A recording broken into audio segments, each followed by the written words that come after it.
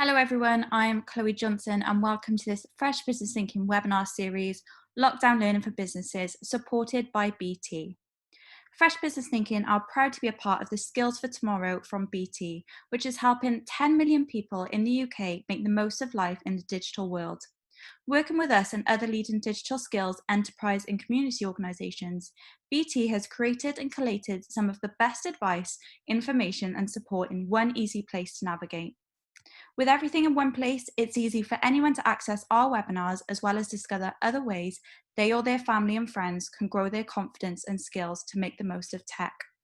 All it takes to get started is head to www.bt.com/skills for tomorrow or by clicking on the link in the comments. Welcome to today's webinar. Thank you for tuning in. We have some very special guests today covering staying cyber safe as the UK reopens. Our partner Starling Bank is joining us today to kickstart their series, The Amazing Marketplace Providers, to cover the latest updates on their business banking. Starling is represented today by Guy Waller, their Partnerships Manager, who will be chatting to Jamie Akhtar from CyberSmart. CyberSmart sits on Starling's marketplace, helping businesses get secure and stay secure on their online platform. There'll be a handful of polls throughout today's session. Please note that these will be answered anonymously. If you have any questions you'd like to ask Jamie, you can ask them in the Q&A function at the bottom of your screen, and we'll do our best to get to them later on in the session. And with that, I'll pass over to you, Guy. Thanks, Chloe. Hi, everyone. I'd like to thank Jamie Akhtar, co-founder and CEO of CyberSmart, for joining me today. To kick off, I'd like to start by introducing this series. For those that don't know, Starling is an award-winning digital bank offering personal and business accounts. Our approach to business banking is to give our customers the best possible experience to satisfy their banking needs, but also much more. No place better typifies that than our marketplace, where you can connect your business account with a host of great third-party products and services to help with everything from accounting to cybersecurity. So in light of that, we've teamed up with the GBEA to spotlight a few of those great service providers and keep you up to date on all of the new features Starling's business account offers. CyberSmart joined the marketplace in September 2019 to help business be more secure and stay secure via their online platform. I was wondering, Jamie, if you could kick off the conversation by telling us a little bit more about CyberSmart and how your services are helping SMEs. Definitely, and thank you for inviting us here. So I'll start a little bit with my background and kind of how we came to create CyberSmart. So I've been working in technology and security for the last decade, and not only building technology platforms, but also helping businesses deal with all the challenges around cybersecurity. Now, this can be a really scary, confusing, complex space. And when we looked at it from that lens, and particularly how we could help SMEs to deal with these challenges, we realized that what was out there wasn't adequate to help people. Typically, small businesses really struggle when it comes to implementing security because they don't have the expertise, the resources all the time to invest in it. So we set out with the mission of protecting and empowering SMEs. That journey started a little bit over 3 years ago with the support of the National Cybersecurity Centre. So with them, we built effectively a digital platform to help businesses deal with those challenges. And since then, it's been a case of really growing and scaling our business, like many of the listeners today, in order to most effectively meet that need. It's been a great opportunity to work with Starling on actually helping to reach more businesses through their platform too. So effectively what CyberSmart does is we use technology or the CyberSmart apps to assess the systems in place within an organization, to remediate them, and then to maintain that protection on an ongoing basis. We make it really simple and accessible to actually do the basic steps required, and we do that to government standards. Not only that, we include cyber insurance as standard to actually deliver the assurance that if anything does go wrong, the business is protected. Thanks very much, Jamie. So I guess leading on from that, what are the main cyber threats facing small and medium-sized businesses? And in addition, can you help try to demystify the landscape for listeners? And have there been any new trends that you've seen during lockdown?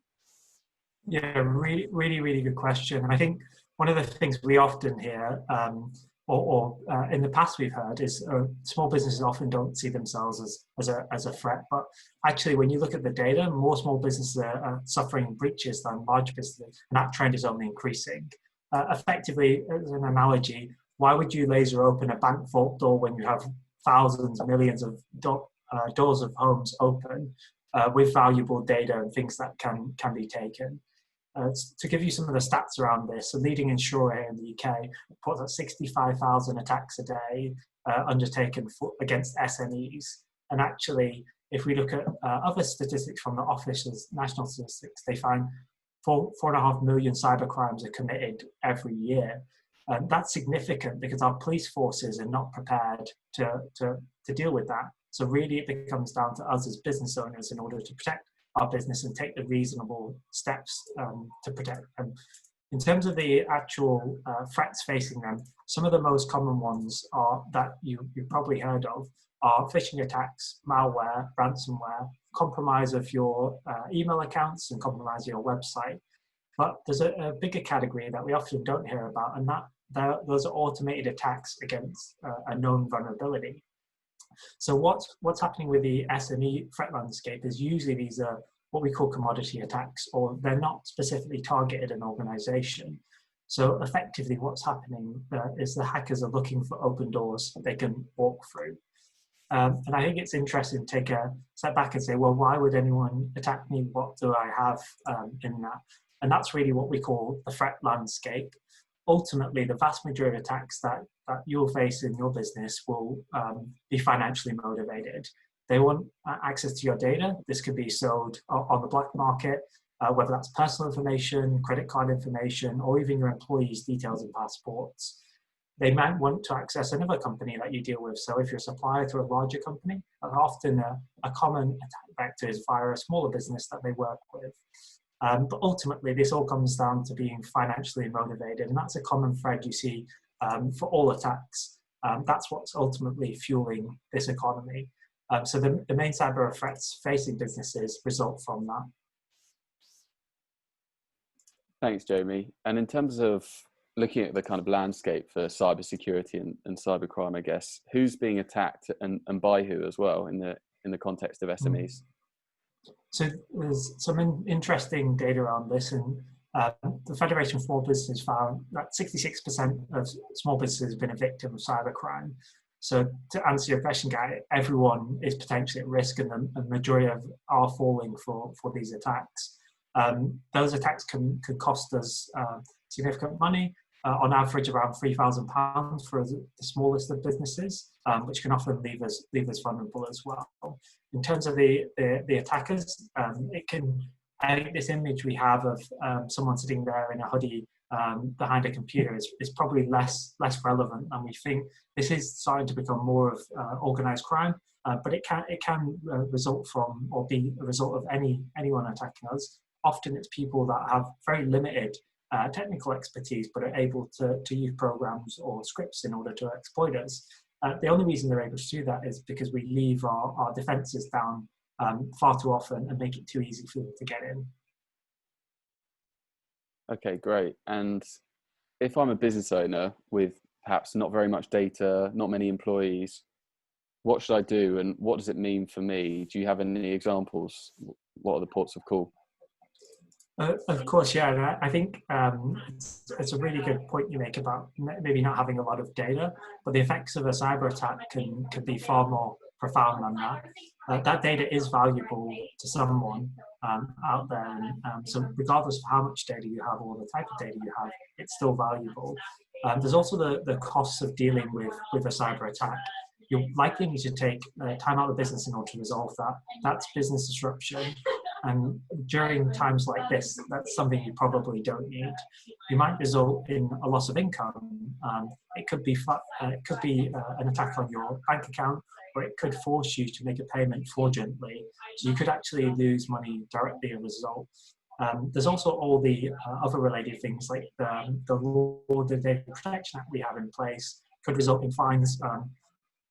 Additionally, you might suffer a ransomware attack, which can lead to extortion or having to make a tough decision about whether or not you should be paying that ransom. And finally, and potentially most importantly, the reputation is at risk. So as a small business, you have way more to lose than the records that you hold. Great, thanks, Jamie. And one thing, I guess, contextually that's very relevant at the moment during the pandemic, as businesses are kind of reopening and returning to some semblance of normality, and staff are working from both home and the office, what challenges do you think this poses from a cyber security perspective? So what we've seen since the start of lockdown and COVID has happened is a significant increase in the number of attacks. So some reports 400 to 500% increase. The reason is that is effectively we've changed all of our systems. We've changed the traditional safeguards we had in place, and that's created an open door effectively for the hackers. We're also under more psychological stress than we've ever been before. There's increased demands placed on us as business owners and employees, and that pressure has created effectively a gap. We've also changed our systems, our processes, the way we communicate, our security. So we're all scrambling to effectively put in place measures so we can work productively, so we can continue running our businesses. But our safety has often been a secondary thought to that. So effectively, now is the time really to take stock of where you're at and start to implement some of those security measures for your company and your team. Okay, great. And in terms of leading on from that, what are some of the practical things that a business can do when they go back to the office, and some key examples of that would be really useful as well? Yeah, so I think the first step, if you want to look at the practical side, is take stock of what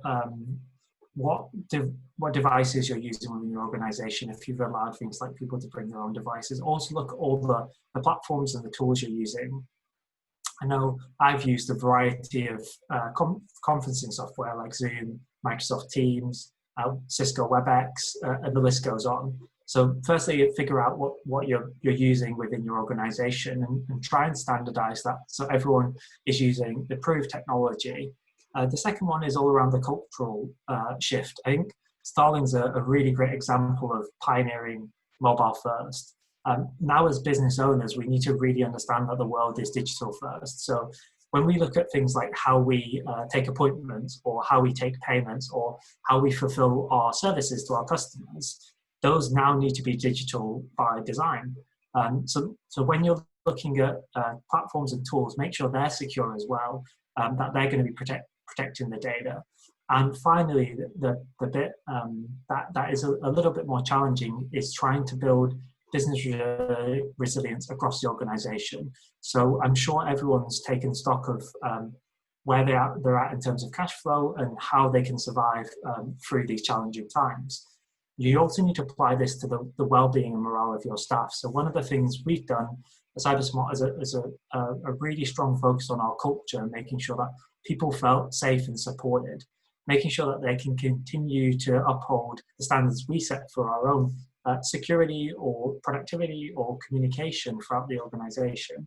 So like, maintaining that business resilience applies to way more than just the impacts of COVID. It does apply to the entire organization. That's great and really useful. So is this something smaller businesses should be worried about too? So we talk about SMEs, and obviously that can be into the hundreds in terms of number of employees, but the kind of the smaller end, perhaps within the 1 to 10 employee segments, is this something they should be worried about too? Definitely. The attackers are non-discriminatory. They're looking for open doors. They don't care if you're a one-person business or you're a 1,000-person business. And that essentially means that everyone who doesn't take reasonable steps can become a victim. We've seen attacks even targeting individuals. Recently, there was an SMS campaign which targeted tens of thousands of individuals, asking them for their bank details. Fraudulent attacks were then carried out on them. In this case, the perpetrator was caught and apprehended. However, for the vast majority of them, they go unnoticed. So I think that point about smaller businesses maybe not being a target is less relevant when people are using technology in order to undertake these attacks. I think for when we look at smaller businesses as well, they're often less prepared because they've been more focused on surviving and dealing with the immediate threat on our business and our futures there. And that could have caused us to loosen our security standards. So some of the things we've seen are people using public Wi-Fi, using personal devices. We've seen that across all businesses. And again, it creates that gap. We can also be slower to respond to incidents because we're focusing on the immediate, focus on running our businesses. So there's a lot there that basically means that we need to take stock and think about how we're dealing with some of these challenges. Okay, great. And my next question was kind of around how can businesses protect themselves and stay ahead of these challenges, because there are many and they're obviously growing in number, but perhaps growing in complexity as well with the current pandemic and shift to home working. Yeah, I think it's a really good point. And one of the things we often hear is, well, I have antivirus. Is that enough? Is that sufficient to protect me? And obviously, antivirus is a part of a defense, but it's not everything. If you think about the WannaCry breach that happened a few years ago, antivirus wouldn't have stopped that breach. It was a case of the operating system being out of date. A patch was released, but it wasn't applied to those devices. So really looking at this at a smaller level and individual solutions won't help to protect them. But I think it's definitely worth mentioning that as business owners, we're all tackling COVID on multiple fronts. And really, whether it's your business insurance, whether it's against cybersecurity, or any of the partners that Starling works with, one of the first things you do is look for trusted providers that can help you deal with some of these challenges. That allows you to prioritize your business on and focus on where matters. One of the first areas I'd start with is with your people. They are the front line to your business. And with this new normal, people need training and guidance to start to build a secure digital culture.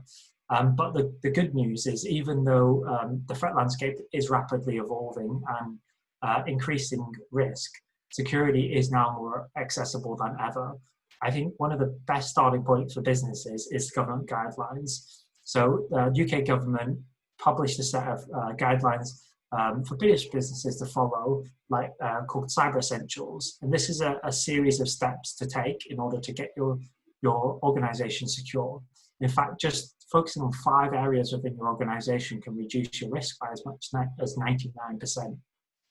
And just to kind of talk you through that journey and what that looks like. So the first element is to really assess and figure out what you have in your organization. As I mentioned before, with people coming back into work, you want to make sure that the devices they're using, if you are allowing them to bring their own devices, as we know most SMEs do, then make sure those are also protected to the same standard you would as if you provided someone a device. If people are using their home network, where your data is being stored, what cloud services you're using. So figure out what actually you have within your organization that may be valuable to someone else. Second step really is implementing measures. So almost certainly you're going to need to make some changes within your systems and processes in order to get your business to a good level. I think we're all more than aware of this, but the reason why a lot of businesses often have it at the bottom of their to-do list is that it can be a challenging area because of the complexity or the amount of time that's perceived to implement this. But actually, it can be a little bit simpler than that. The 3 areas I'd advise everyone to focus on are firstly around people. So make sure everyone in your company has received some form of security awareness training. So they're aware of what the risk could be to the organization, the importance of data to their company. What you're trying to achieve here is to build a security culture. So the next time someone gets a phishing email or is asked to do something or goes to install another application, they stop and think and say, is this the right thing to do? What could happen here? So that's the first area to focus on. The second is all around your processes. Now, with us all remote working, a lot of businesses are not planning to go back to the way it was before. So this secure remote working becomes paramount. Just as you would have locks on your office door and you'd have a process for people to access the office and access the data within the organization, you need to make sure that also exists in the digital world. So make sure that people are using company devices or that their own devices are in line with requirements. The other area to look at is your onboarding and offboarding routines. So make sure when people do get onboarded, they get all the relevant training, they get their devices are all up to standard in line with government guidelines. And if anyone does leave, whether that's them leaving the organisation or through one of the furlough schemes, make sure they are offboarded properly. It may not be malicious, it could be an unintentional slip of data, but that can still lead to risk of your business. And finally, the area that often gets the most focus and is very, very important to the technology. So some of the key steps to take in this to make sure that all patches are installed. I know a lot of people out there will be clicking install later because we're busy and we've got things to do. But if that happens for too long, those vulnerabilities will be exploited. The other area to look at is the applications you have on your devices. Make sure they're up to date with the latest patches. Things like Word, and the Office suite, Flash, Java, and even web browsers are commonly exploited as attack vectors to execute malware. Make sure all your devices are running antivirus, that includes Macs too, and that you have backups in place for your data in case anything does happen. The other area I'd advise people to look at is cloud access. So a lot of small businesses, us included, will run a lot of their organization through the cloud. So make sure everyone has a good password management routine. Ideally, they're not using the same password on multiple sites, and that they've got 2FA or two-factor authentication set up. This means that even if someone does compromise the password to the account, it can't be accessed. The third step is looking at the standards set by government and certifying there. So achieving something like Cyber Essentials provides the assurance for you as a business owner that you're doing everything right. And that's what we often hear, is that people really, what they want is peace of mind, that they are doing everything right. But the other benefit it gives you is you can demonstrate to your customers that you do take data protection seriously. This might be a requirement for some of your customers, but for many of them, it's actually reassurance that this is important to you. The next step I'd advise is all around maintaining it. So often small businesses will do things in a fairly ad hoc manner when it comes to implementing new processes and routines. So to maintain security is really the only way that you're going to achieve the protection. What you want to be doing is continue monitoring and making sure these measures that you've implemented stay in place. Again, when people join the organization, when they leave, when new operating systems are released or application updates come out. So making sure those things stay in place. And finally, and the reason we put it at the end is because this should be a safety net. If you followed the rest of these steps, you should be in a really good place. The last bit you should be doing is using cyber insurance to help you recover if anything does happen. Now, a lot of the insurance policies actually require you to have taken reasonable steps to have protected the data you hold in order for you to make a valid claim. So you should be insuring against those risks. All these steps I've outlined, they're all fairly accessible and very reasonable, but it can be a daunting challenge to go through and implement this, especially if you're not very familiar with cybersecurity or technology. And this is why we built CyberSmart. Effectively, the platform takes you on this journey and helps you to assess all your systems. It helps you to remediate whatever issues you have there, and it continues to do that while providing cyber insurance. And with the Starling partnership, we're offering all customers 20% discount. So protection starts from as little as £40 a month. That's great. Thank you for all that info, Jamie. So I guess thinking as an SME, perhaps one that's newly formed, what are the kind of hallmark signs that you're at risk to begin with? Obviously, we've talked a lot about the process to put better measures in place from a security perspective, but what are the key traits for knowing you're at risk? I think to use a very topical example like COVID, like we are all at risk. It's all about how we can reduce that risk through taking what are fairly reasonable steps in order to minimize the potential for us to suffer a breach. So it does come down to cyber hygiene and making sure that you've implemented the steps I've outlined and then maintain them. That will actually reduce the risk. But if you have just started your business or a small business, you are just as much at risk as a large business, and actually more small businesses suffer attacks than large ones. Okay, great. And one of the things you touched on earlier was 2FA, obviously means two-factor authentication. But can you explain a bit more about that for those that might not know what that terminology means? Of course, yeah. So two-factor authentication was developed as a mechanism to help to increase the security of the access to our accounts. So with one-factor authentication, so a username and a password, for example, that allows anyone who has that set of credentials. So let's say you give me your username and password for your email guy. I can log into that from any device, any location in the world, and access your email. Now, what two-factor authentication does is provide an additional layer of security to that. So even with your username and password, it will ask for an alternative mechanism in order to verify you are who you say you are. That's the most common forms of this will be via SMS, which you'll often find with things like banking, but also using an authenticator application.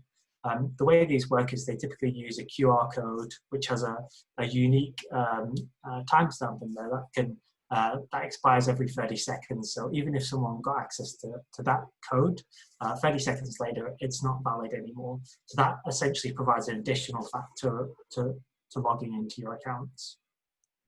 Okay, great. And we've again talked in a lot of detail about what's required and the steps to take, the 5 steps. What's the easiest way, would you say, for kind of the average really busy SME business owner to maintain these standards? Obviously, it seems like a lot to do. How can they be guided through it all?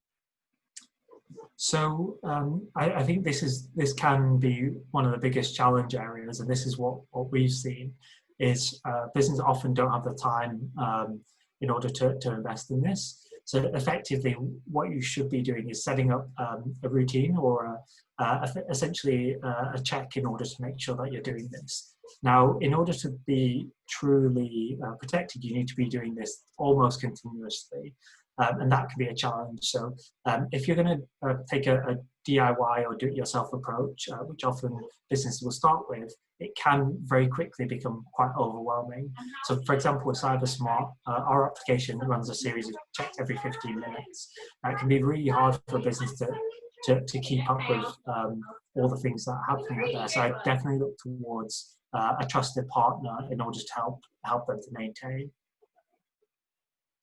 Okay, great. I think that touches on everything to discuss around SMEs and the kind of fundamentals of cybersecurity. We've had quite a number of questions come in, as you can imagine, which would be great to run through and get your thoughts on these. So the first one was, with many small business owners doing a lot of the financial and business administration themselves, how do they factor thinking about cybersecurity in something like a weekly agenda? Because obviously SMEs work, week to week, month to month. How can they kind of ingrain it in their weekly plans? So it is really about building a security culture. And the smaller you are, actually, the easier this is. So start to make this a regular part of your discussions. So however you do the planning and all the thinking around how you're going to be running your business, put it in there as a rolling agenda item. So it should be something that we're always thinking about and always working towards. It can be a challenge to do so. So again, I would recommend finding a trusted partner to help you to make sure that when stuff does change or you need to be notified, so this could be reports on what's going on in the industry, but it also will include training your staff and making sure that things like patches are up to date too. Okay, great. And obviously, having talked about the steps from start to finish, and even the insurance aspect being critically important, what do you think is the best process to remediate if there's been a breach? So an SME suffered some form of attack, and information's been taken from them. What do they do then? I think it's a really good question, and I think for many businesses, not really a matter of when, of if, but when a cyber attack is going to happen. Obviously, you reduce that massively, and hopefully never have an attack. But if you haven't put those measures in place, fundamentally, SMEs are at a disadvantage when it comes to disaster recovery planning, regardless of what happens. We often don't have the resources to invest as much time thinking about all the what ifs.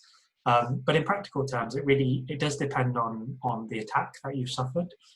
So if you're looking at something like a ransomware attack, then one of the first things you'll be looking to do is recovering from an offline backup and removing the malware from your system. That can be quite a technical or a challenging process. And that's, again, where insurance can be key. It can help you with notifying ICO and your customers. It can help you with recovery. Ultimately, I think when it comes to breaches, prevention is better than cure. Like, no one wants to take days or weeks out of their business in order to go and resolve these issues. It's much easier to stop things up from happening in the first place. Insurance won't cover fines or the reputational damage you suffer. A lot of us don't have the funds to deal with a breach as well. I think over 80% of small businesses pre-COVID, I think since COVID, this is going to be even more of a challenge to spend thousands of pounds on this. So it does depend on what's happened. The insurance can be there, but ultimately it's better to prevent it in the first place. Yeah, absolutely. Another really interesting question, which is something I've wondered about as well. One person's put in, for people like me who need to be mobile, how much of a risk is working from a coffee shop or public space Wi-Fi? We all know what kind of places those can be. It might be on your commute, getting going in the morning. What are the risks? A really interesting question. I used to do a live demonstration of exactly how these work and how attacks can take place over these. So kind of taking a step back. So when you connect to a public Wi-Fi point, such as a coffee shop, effectively what you're doing is you're opening all the traffic that's going from your device to the internet to everyone else who's on that network. So if you're accessing facebook.com, people can see that. Some websites, the majority of things like social media now, use things like HTTPS, which is basically an encryption protocol between your device and the website. Those can suffer from what's called a man-in-the-middle attack, which is effectively someone who's able to pretend they are facebook.com and able to provide you with the same content, but then they can see all the content within that request. So that could be your username and password, for example, for your account. But any websites that don't use that are even more accessible. So that data is just sent in the clear, as they say, or in readily available. Effectively, it's like someone sitting next to you as you're there on your laptop or mobile phone and watching exactly what you're doing. So that's all, in general terms, stuff we want to avoid from both a security and a privacy perspective. So one of the most common things you can do to help with this is use a VPN or a virtual private network. So there's lots of available ones out there that will actually help you in this specific case. But it's also worth zooming out a little bit and thinking about Wi-Fi in coffee shops is just one potential risk for your security and your privacy. There's lots more to consider, and that's really why you need to take a comprehensive view when it comes to risk. Okay, sure. So going back to the kind of VPN point, the advice you had around that, obviously there are various solutions in the market, I'm sure. What does that do in layman's terms for someone who might employ that whilst they're going on a public Wi-Fi? What does it do to protect them? So ultimately, it creates an encrypted tunnel between your device and the VPN server. In layman's terms, it basically scrambles all that data. So even if someone else is on that network or trying to perform a man-in-the-middle attack, that won't be able to succeed. Now, if your VPN won't connect, that's a sign that that someone could be sitting on the network, or the network may have prevented the use of VPNs. In that case, it's probably best to go and find a different coffee shop. Okay, great. The next question we've had in, when it comes to training staff, what are the best processes you've seen? Obviously, CyberSmart, I'm sure, will have many different clients, different sizes, different industries in terms of SMEs. What are the kind of best processes you've seen? I think generally what we've seen really effective within smaller businesses is creating a security culture. And so basically getting everyone in the organization to understand the importance of protecting data and protecting the organization. So very much as we've talked about today, Guy, is make sure everyone understands this is important, that we are all at risk. And if we just take some basic steps in order to prevent this, we can stop our business suffering attack. So really trying to get people to engage with security and the importance of it. Again, that's underpinned by your business culture. And I think during times like this, it's really important to focus on the well-being of your staff in order to lead initiatives like this. So, for example, at CyberSmart, we do a lot around wellness, which gets everyone engaged enough in order to really start to drive some of this security culture. So I think that's fundamentally what you want to build. A couple of ways you can do that is by giving everyone a security briefing, but instead of giving them an hour-long briefing once a year or something like that, make sure everyone's aware of some top tips as they onboard. The importance of things like using different passwords for different websites, using things like password managers can help to deal with that. The importance of two-factor authentication. But then make sure everyone has some form of reminder every month. It can be as short as 5 or 10 minutes. It can be a quick email update saying, hey, we just saw this attack out there. Let's just watch out for phishing and things like that. Let's just all be aware that COVID can cause additional stress and attackers are on the rise. Okay, great. And we've had another couple of questions through. So if I'm an SME utilizing memory sticks, for example, what are the risks posed by using them, and should they be used if needed? Is there anything an SME can do to stay safe while utilizing USBs? So we, at our organization, we ban the use of USB sticks. The reason being they can often be used to transfer malware unless they're properly protected. So you keep them in a locked vault and are only used by authorized people, authorized times. They can often transmit things like malware. If you have to use USB sticks, there are ones that include hardware-based encryption. So you effectively type in a code before you can use them, which means that if anyone does get access to the USB stick, that data cannot be tampered with and, for example, have malware on there. There are some more interesting studies around USB sticks where, in a couple of examples, one of them was designed in a way where it actually fry the power circuit on the laptop. I think that's more of a novelty than a common risk that people will face. But USBs in general can be risky to use. Another thing to be wary of, potentially for larger organizations, is the use of USB sticks to actually infect your employees' devices.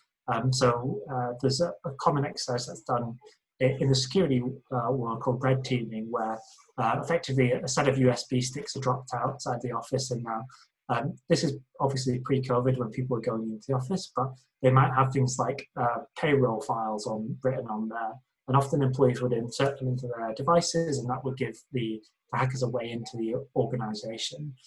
So in general, try to avoid the use of USB drives. Use cloud services instead, where you can know who's accessing the file and when, and you'll know that no malware has been inserted on there. Okay, great. And with the recent, kind of more topical question I've got, Jamie, with the recent Twitter breach and major account passwords being changed, what do you think are the main motives behind these big breaches, and how do they compare to the breaches that perhaps smaller SMEs are susceptible to?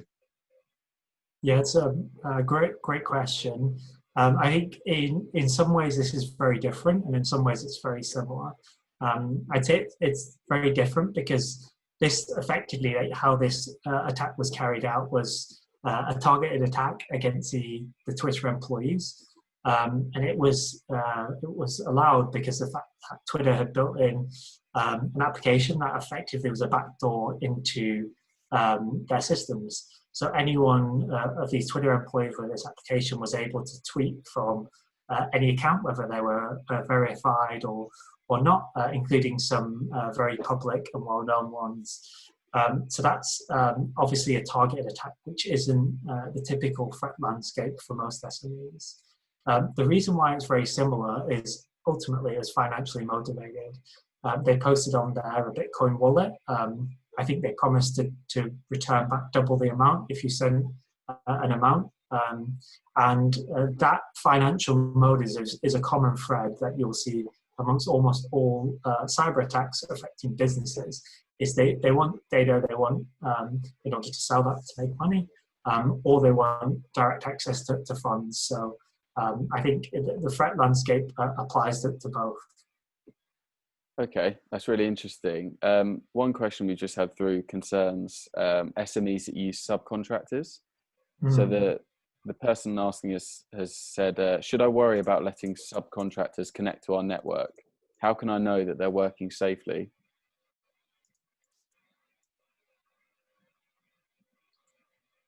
Did you get the question?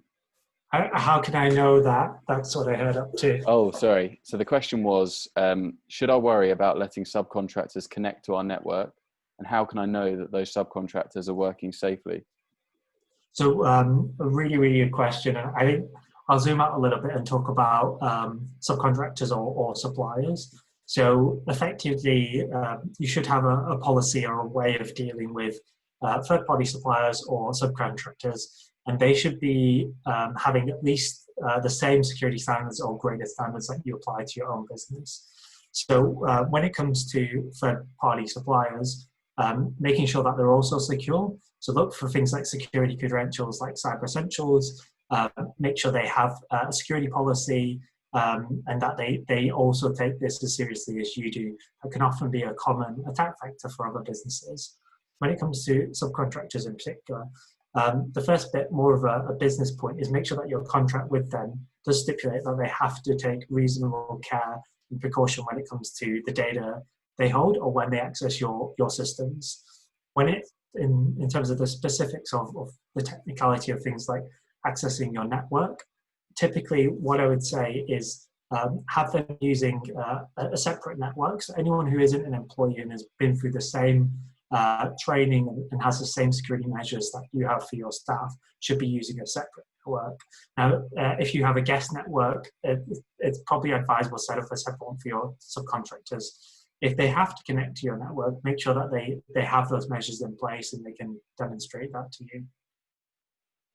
Okay, great. And the next question we've had a lot of questions through, was around the necessity of changing your password, even if you've not had a breach. What are the kind of rules and, I suppose, SLAs, for want of a better word, of password changing? If you've not suffered any issues at all, how often should you be changing it, and across what platforms that you utilize? Should it be different for all of them, for example? It's a great question, Guy, and I'll also provide some practical examples I can do it. I think it would probably be good while we go through the next few questions to also do a quick poll to the audience. Hopefully everyone's still with us. So maybe while we're going through that, have a look at that, and it'd be interesting to see the results. It is anonymous, so feel free to comment as you wish. So on password management, so password reuse is a common way of automated attacks succeeding. So let's say you've got your same password on 10, 20 different accounts. I mean, in reality, we all have, on average, about 100 accounts. So let's say you've used the same password on several of those. Those websites will often be the result of breaches, interestingly, because they haven't taken basic security measures for the vast majority of cases. But often the passwords from that website are exposed, and they may be sold on the dark web or even published online. They may be partially salted, as they say, or like they have some form of scrambling. but that scrambling could often be decoded. So assume the website is compromised that you use. So take MySpace as an example, a very large data breach where passwords and emails were exposed. That password and that email combination can then be tried on lots of other accounts. So they might try, for example, paypal.com and try all those usernames and passwords to try and log into that site to see if you have any money in there to take it out. They might try it on a variety of other sites. So password reuse can often lead to breaches that way. In terms of protecting against this, so you can subscribe to email breach monitoring, like haveibeenpwned.com can help with figuring out if your email and your password has been in a breach so that you can go and change it. But looking at this from a more comprehensive perspective, really the only solution is to use different passwords for all the sites you use. Now, that can be a challenge when you've got tens or hundreds or even thousands of sites that you've previously signed up to. So we advise using a password manager in order to deal with this. Make it part of your company policy that everyone uses one, and everyone uses a random password for each site they use. If you want to go a step further, and you should definitely do this for your key accounts, things like payment accounts, things like your email, then you should set up two-factor authentication as we discussed.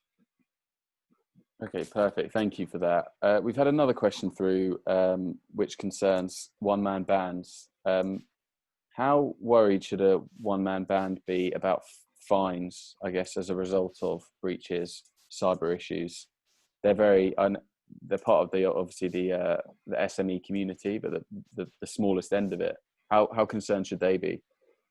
So the ICO, the Information Commissioner's Office, actually publishes a list of the action they've taken, and those have been as small as sole traders or one-man bands. Now, these are usually for pretty severe flaunting of the guidance or requirements set down by our data protection laws. I think the risk here isn't really the fines from the Information Commissioner's Office, but it's probably more the time you have to take out of the business to deal with an incident, the loss of reputation, the loss of data. Those are probably more significant for a small business. But also, I know we've talked a lot today about the kind of dark side and what the potential risks and pitfalls can be. But actually doing good security can be a really good thing for your business. It can actually help you to win new customers and to demonstrate to your customers that you do take data protection seriously. So there's a lot of upsides to taking this very seriously. Okay, great. Thank you. I think we've just had the poll results. I don't know if you want to speak yeah, about of course. Jamie. I don't know, can everyone see those, or is that just me? Me and you can definitely see them. Yeah. So how many use the same passwords for multiple accounts? So the majority, 2/3, said yes. So again, I just advise on that you do take those and you use different ones, especially for your key accounts. A lot of this is just trying to reduce that attack surface. So changing your password on your router. So 2/3 again said they haven't. This is important because often those default passwords can be used by attackers on the internet, which will be scanning for all routers. And if there is, for example, an open port on your router, so a port is basically one of the many doors that can be used to access a device. So if there is an open door on your router, those default passwords can often be used to access the device. When companies do security tests, one of the most common things that comes up is leaving default passwords. Government guidelines say you should change this. Third point, so generally when you get an alert, you need to update your software. So IGS is good. It's about 60% install it right away, 40% ignore it. I'd say if you are going to ignore it, don't ignore it for more than a day. So just do it before you sign off for the day. That makes sure that the known vulnerability, that door is closed for attackers. One other thing worth mentioning right now is Windows 7. Not to pick on Microsoft or anything, but Windows 7 became end of life earlier on this year. So unless you have a long-term support edition or an enterprise edition Windows 7, which most small businesses won't have, then your operating system is no longer supported by the manufacturer. Even though all your patches might be applied, the device itself is still not secure. Another one to watch out for is your phone. So often older handsets, whether it's an iPhone 4 or an old version of a Samsung Galaxy, won't actually receive any more updates. So you need to check with the manufacturer to see if this is still supported. You can do this with CyberSmart too, but if you're going to do this manually, you'll have to go to the manufacturer's website in order to check that. And finally, so have you done any security training for your staff? So split straight down the middle here. So those that have, that's really, really good. I'd say those that haven't, just look for some guidance. And even if you do 15 minutes with people, it's gonna actually help them to start to build the security culture. And if you are doing it already, make sure you're doing it regularly. Thank you very much, Jamie. So this is a question we've had from more than one person, actually, this next one. They've asked, what should you include in a policy for your staff as an SME? If you're a small business and want to ensure they take it seriously and know all of the risks to the business, what can you put in there to I guess, hammer that point home? So really, really good point, Guy. At CyberSmart, we provide one in the platform. I'll have to check with the team after this and see if we can get something set around because it's a very common area. But it should include effectively the 3 areas I discussed, so people, processes, and technology. So what are you asking people to do in terms of cybersecurity? So if you have a very standard cybersecurity policy, make sure you've got people covered in there. Your processes, so what's the process? Do you allow USB drives? Do you allow public Wi-Fi? Can people use their own devices? All that kind of stuff. And finally, technology. What are you asking people to do in terms of updating their operating systems, installing patches? Are they using other technical controls that you're implementing there too? So we provide this within the platform for all customers, but I'll see what we can do in terms of giving more guidance to those on the webinar. Great, thank you. I think the final question we've got, Jamie, before closing out of what's been a really, really useful session, I think, is just going back to what's at stake for SMEs in particular. So if you could really emphasize what could happen if good policies, measures, and processes aren't put in place, what is at stake? I know it goes beyond money and data. I suppose it's reputational as well. What would you really emphasize before finishing up the webinar? I'd agree with your points there, Guy. Like direct cost, money, and actually what you need to pay to get back online. And the reputation is fundamental for your customers. But I think those unmeasured costs, if you like, can be significantly more.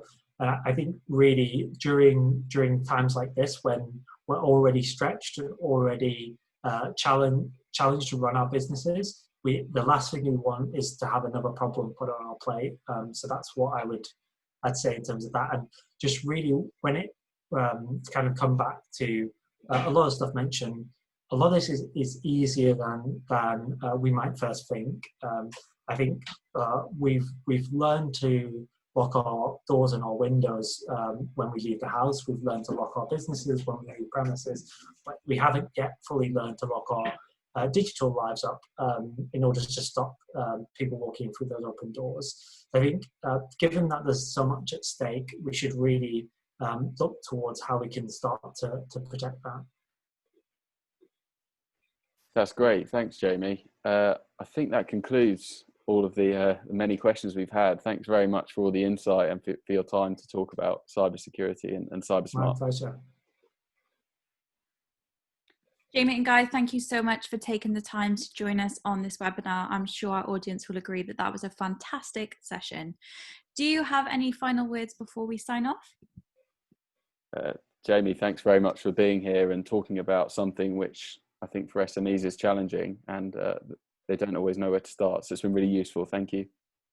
Yeah, and I'd just say thank you for inviting us. like where our mission to protect and empower SMEs only really only starts when people are aware and people have access to the resources and information in order to do so. So it's been great to work with Starling and the Great British Entrepreneur Awards in order to help people face some of these challenges. Fantastic. Well, thank you both for joining us. I have included CyberSmart, Starling Bank, Guy and Jamie's LinkedIn in the comment section if you would like to connect with them after. Our next webinar in the Lockdown Learning for Business series takes place tomorrow, Thursday the 6th of August at 2 o'clock, as we discuss captivating a new generation's hearts and minds with retail. And this is with Meredith O'Shaughnessy. If there is anything you'd like to catch up on from today's session, we'll be sending out a replay of the webinar coming at 5 p.m. today. You can find the replay and all future webinars at www.freshbusinessthinking.haysummit.com or by clicking on the link in the comments. Thank you very much for joining us today, and thank you again, Jamie and Guy. Thank you.